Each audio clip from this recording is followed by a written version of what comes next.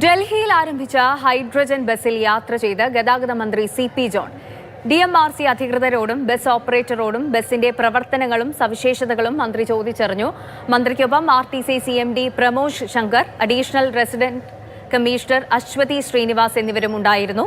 Central സെക്രട്ടേറിയറ്റിൽ നിന്ന് ആരംഭിച്ച സേവ് തീർത്ത് സെൻട്രൽ വിസ്ത കറങ്ങി സെൻട്രൽ സെക്രട്ടേറിയറ്റിൽ തന്നെ അവസാനിക്കുന്ന രീതിയിലാണ് ഹൈഡ്രജൻ ബസിന്റെ യാത്ര.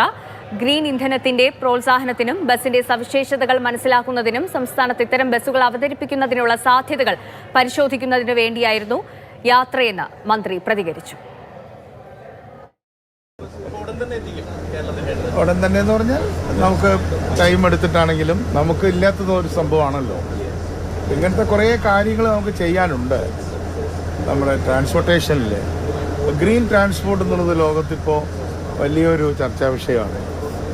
ഈവൻ ഈ ഹൈഡ്രജൻ തന്നെ എങ്ങനെയാണ് ഹൈഡ്രജൻ പ്രൊഡ്യൂസ് ചെയ്യുന്നത് എന്നുള്ളത് പോലും അത് ഗ്രീനാണോ അല്ലയോ എന്നുള്ള പ്രശ്നങ്ങളുണ്ട്. ഇപ്പോൾ ഇലക്ട്രിസിറ്റി ആണെങ്കിൽ തന്നെ അത് എങ്ങനെയാണ് ഉണ്ടാക്കുന്നത്?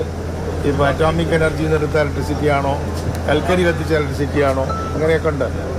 അപ്പോൾ എല്ലാറ്റിലും ഗ്രീൻ ഉണ്ട്.